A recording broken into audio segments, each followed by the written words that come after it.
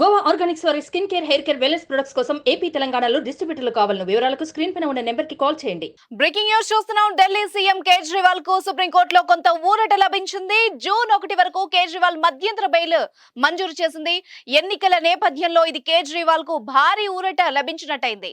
June 2వ తేదీన తిరిగి లొంగిపోయి జైలుకు వెళ్లాలని ఆదేశించింది.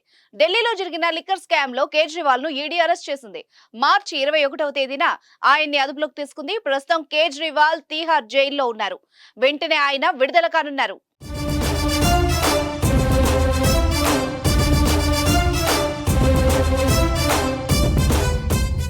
ఎన్నికల వేళ కేజ్రీవాల్ కు జూన్ 5వ తేదీ వరకు మధ్యంతర బెయిల్ ఇవ్వాలంటూ సీఎం తరపు న్యాయవాది అభిషేక్ సింఘ్వి చేసిన అభ్యర్థనను సుప్రీంకోర్టు తిరస్కరించింది.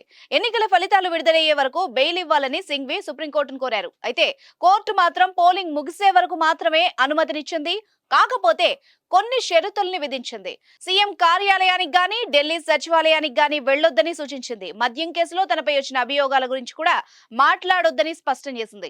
కేసుకు సంబంధించిన అధికారిక ఫైళ్లను చూడొద్దని, సాక్షులతో మాట్లాడొద్దని తెలిపింది. అయితే ఎన్నికల ప్రచారంపై కోర్టు ఎలాంటి ఆంక్షలు విధించలేదని చెప్పుకొచ్చారు కేజ్రీవాల్ తరపు న్యాయవాదులు. ఇదిలా ఉంటే కేజ్రీవాల్ అభ్యర్థనను ఈడీ వ్యతిరేకించింది. అయితే ఈడీ వాదనని కోర్టు విభేదించింది.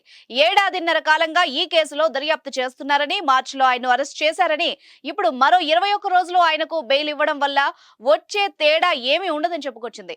ఈడీ మాత్రం ఎన్నికల కారణంగా కేజ్రీవాల్ కు బెయిల్ ఇవ్వడం తగదని వాదించింది.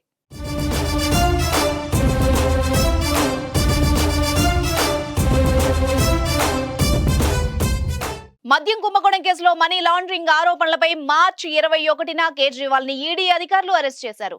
అంతకుముందు ఆయనకు 9 సార్లు ఈడీ సమన్లను జారీ చేసింది.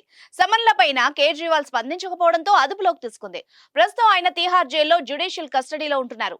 ఇదిలా ఉండగా తన అరెస్టును సవాల్ చేస్తూ కేజ్రీవాల్ సుప్రీంకోర్టును ఆశ్రయించారు.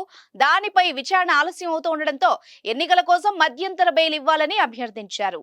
కేజ్రీవాల్ కు బెయిల్ మంజూరు చేసిన కోర్టు గతంలో కొన్ని కీలక వ్యాఖ్యలు కూడా చేసింది. అరవింద్ కేజ్రీవాల్ ప్రజలు ఎన్నుకున్న ఓ ముఖ్యమంత్రి అని, తరచూ నేరాలు చేసే వ్యక్తి కాదని చెప్పుకొచ్చింది. లోక్సభ ఎన్నికలు 5 ఏళ్లకోసారి వస్తాయి కాబట్టి పార్టీ అధినేతగా ఆయన ప్రచారం చేయాల్సిన అవసరం ఉందని చెప్పుకొచ్చింది.